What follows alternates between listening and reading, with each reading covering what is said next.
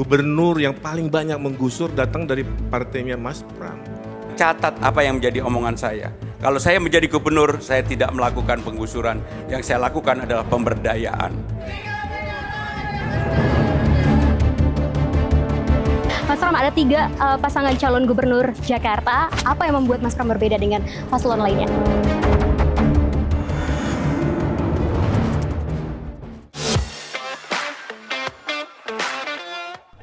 Majunya Pramono Anung dalam kontestasi Pilgub Jakarta di luar prediksi banyak pihak. Sebelumnya, kedatangan Anies Baswedan ke kantor DPP PDIP lengkap dengan batik merah di kawasan Menteng, Jakarta Pusat seolah memberi sinyal kuat bahwa PDIP akan mengusung Anies Baswedan dalam pertarungan Pilgub Jakarta. Hingga pada menit terakhir masa pendaftaran calon kepala daerah ke Komisi Pemilihan Umum yakni Rabu 28 Agustus 2024, PDIP resmi menyatakan Menteri Sekretaris Negara era Presiden Jokowi ini sebagai calon gubernur Jakarta menemani Rano Karno. Usai menyaksikan safari politik 2 paslon gubernur dan wakil gubernur Jakarta, kini saya tiba pada rangkaian kampanye Cagup nomor urut 3, Pramono Anung atau yang akrab disapa Mas Pram di kawasan Jakarta Selatan. Mas, hari ini agendanya ngapain aja, Mas? Jadi hari ini setelah debat semalam saya punya acara itu rekor malahan. Yang biasanya 10 sampai 11 hari ini 15 aja. 15? Di daerah mana aja tuh, Mas? Ini pertama kali kemana-mana aja. Tadi tapi sampai dengan siang ini hanya muter-muter Jakarta Selatan, tapi nanti timur, barat, dan utara. Oh, itu dalam 1 hari semuanya bisa terakomodir? Dalam 1 hari. Mas, ini kan beberapa hari jelang pemungutan suara, Mas Pram. Lalu strateginya dalam pembagian kampanye dengan Bang Dul ini seperti apa sih, Mas? Jadi saya sama Bang Dul hampir nggak pernah bareng-bareng kecuali sesuatu yang luar biasa kayak debat kemarin. Tapi memang kami berbagi dan itu sudah dilakukan. Saya rata-rata seperti yang saya sampaikan 10-11 titik. Tapi Bang Dul juga nggak kalah, Bang Dul mungkin 7-8 titik ya. 7-8 titik dalam 1 hari. Dalam 1 hari. Paling sering itu menemukan masalah apa sih yang disampaikan oleh masyarakat? Yang paling utama kartu Jakarta Pintar. Jadi kartu Jakarta Pintar, kartu BPJS, lansia, terus kemudian juga mereka merasa bahwa insentif untuk Jumantik sama Dasawisma yang terlalu kecil, masalah lingkungan apakah itu banjir, sanitasi. Jadi itulah program-program real yang saya temukan di bawah. Bu, makasih ya. Makasih ya, mohon doanya ya. Mohon doanya ya, mohon doanya ya. Bu, mohon doanya ya. Pak, mohon doanya. Iya, Pak.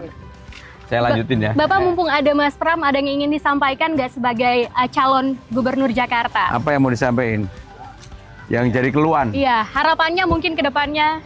Kedepannya di sini supaya jangan banjir, Pak, di daerah rawan banjir. Ini banjir karena selokan atau apa? Karena Termasuk selokan? Wah, banyak, Pak. Wah, banyak. banjir ya. Ada tuh di kota itu. Bukan karena banjir kiriman ya. Bukan, banjir di sini aja, Pak. Ada di Lokal Cilacap. ya, Pak. Ada di sini nih. Jadi dia untuk papis, Pak. 9 cm. Jadi airnya nggak bisa turun. Nah, saya pernah masuk, Pak. Nggak bisa nongkrongnya, nggak bisa tiarap. Oh baik. Jadi harus dikeruk. Itu di RT 09, RW 03, Pak. Baik. Jangan anggur 1. Nanti saya kesini lagi kalau udah. Ya. Iya. Tadi masalahnya biasa banjir ya Pak ya, kayak di beberapa Jadi kalau titik juga ya. kan secara prinsip banjir itu kan ada 3. Banjir kiriman, banjir lokal, dan banjir rob. Banjir kiriman sekarang ini relatif udah tidak jadi isu karena Waduk Sukamai sama Ciawi udah dibangun. Tapi lebih banyak karena selokan, sungainya tidak dikeruk, sampah yang menyumbat, dan berbagai hal yang... Nah yang seperti itulah yang kemudian harus juga diselesaikan antara warga dengan pemerintah Jakarta. Nggak bisa katakanlah hanya semata-mata pemerintah Jakarta. Warga juga terlibat untuk itu. Mas, kalau gitu kita ke lokasi berikutnya Baik. tempat bertemu dan berdialog dengan masyarakat. Ya.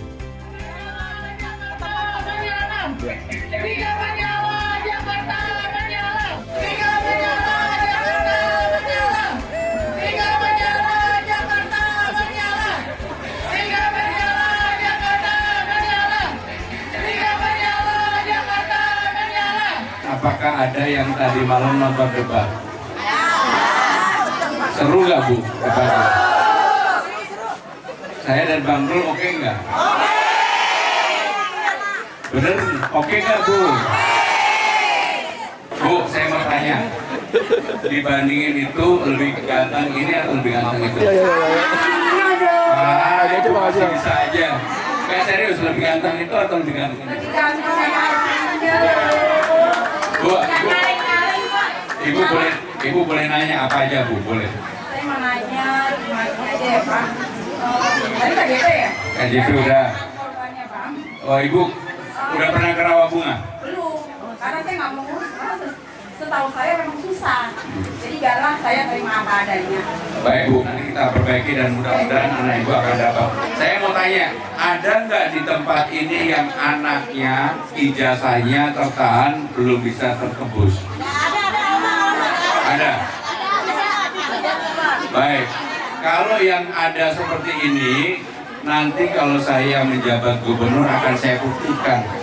Jadi supaya bisa diambil ijazahnya, karena kalau enggak, kasihan sekali. Udah sekolahnya susah, itu dijaminkan karena pasti ada kebutuhan yang nggak bisa dihindari. Coba sekali lagi, ada berapa orang? 1, 2 ya. Baik, Bu, nanti kami akan mendata kembali yang seperti itu akan kami bebaskan untuk diputihkan. Mas, ini kan beberapa hari jelang pemungutan suara. Terus Jumat kemarin, tanggal 15 juga sempat bertemu dengan Mas Anies begitu. Apa aja sih yang dibahas, Mas Pram? Ya, saya sama Mas Anies sudah berteman lama. Dan yang paling seneng adalah ketika debat semalam antara anak Abbas sama Ahoker bisa bersatu, itu luar biasa. Dan itulah yang menjadi hal kenapa dalam politik saya adalah politik yang merangkul bagi semuanya. Sehingga dengan demikian itu cara saya. Dan belum pernah juga antara Forkabi sama FBR itu jadi satu. Mas, semalam kan dalam debat ini ada 11,1 km tanggung jawab untuk yang Giant Seawall ya. Terus dikatakan bahwa akan dilakukan inovasi untuk Giant Mangrove Wall. Gimana sih strateginya untuk mengakomodir yang masyarakat? namanya di Giant Seawall itu, daripada hanya membuat tanggul, saya memikirkan kenapa nggak kita tanamin mangrove. Kalau ditanamin mangrove pasti secara ekologi lebih bagus, secara ekosistem lebih bagus, bisa juga menahan ombak, menahan abrasi dalam jangka panjang. Pengalaman di Bali itu akan menjadi lebih baik. Tapi ada strategi khusus gak sih Mas Pram untuk mengakomodir kebutuhan dari masyarakat pesisir nih mungkin yang mungkin akan juga terdampak dengan adanya program ini? Kita akan libatkan masyarakat nelayan pesisir untuk terlibat secara langsung di dalam pembuatan Giant Seawall ini, dan itu akan dilakukan. Mas Pram, sempat dikatakan bahwa sebelumnya Mas Pram akan melanjutkan legasi dari pemimpin-pemimpin sebelumnya. Apa aja sih Mas Pram yang akan dilanjutkan Ya, nantinya? seperti contohnya lah, kalau Mas Anies punya JIS, Jakarta International Stadium, Pak Ahok punya Simpang 5, Semanggi, kemudian Kalijodo, banyak sekali yang bisa dilanjutkan, termasuk eranya Bang Yos yang sekarang juga perlu disempurnakan, misalnya air menari yang di Tamrin, sehingga dengan demikian banyak peninggalan gubernur terdahulu yang memang harus diperbaiki, dirawat, nggak bisa kemudian ditinggalkan begitu aja. Mas Pram, salah satu program yang ditawarkan adalah Jakarta bermukim begitu ya Mas ya, dimana akan membangun hunian vertikal. Tapi kan hunian vertikal ini banyak banget tantangannya, mulai dari anggaran, lahan, dan juga mindset dari masyarakat yang berpikir belum punya rumah nih, kalau belum punya rumah tapak. Strateginya apa Mas Pram? Ya, rumah tapak udah nggak mungkin dibuat di Jakarta karena pasti akan sangat mahal sekali lahannya. Jadi kami akan memanfaatkan lahan-lahan milik pemerintah dan juga lahan milik BUMN untuk membangun hunian yang naik ke atas. Sekarang nggak bisa hunian itu menggunakan rumah tapak yang terlalu mahal, udah nggak mungkin lah. Kalau itu bisa dilakukan, saya yakin pasti harganya akan terjangkau.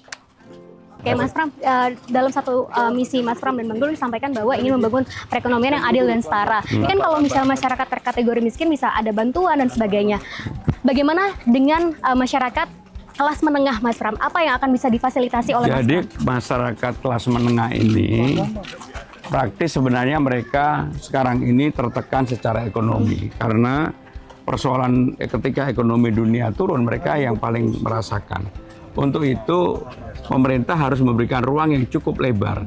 Mereka dipermudah, transportasinya dibantu oleh pemerintah. Termasuk kalau kemudian mereka anak-anak Gen Z dan milenial ini ingin mempunyai rumah housing, ya kalau bisa pemerintah akan memberikan modal di awal. Oke, Mas Pram, ada 3 pasangan calon gubernur Jakarta. Apa yang membuat Mas Pram berbeda dengan paslon lainnya? Yang membuat saya berbeda, pengalaman saya lebih panjang dan saya tidak pernah berambisi jadi gubernur, maka saya akan bisa secara sungguh-sungguh untuk memutuskan apapun yang menjadi keputusan itu. Oke, 1 kalimat Mas Pram untuk masyarakat Jakarta.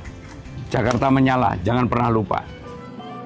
Tuntas sudah perjalanan saya mengikuti safari politik ketiga paslon gubernur dan wakil gubernur Jakarta 2024. Jangan lupa gunakan hak pilihmu pada 27 November 2024 karena 1 suara darimu sangat berarti untuk masa depan Jakarta 5 tahun ke depan.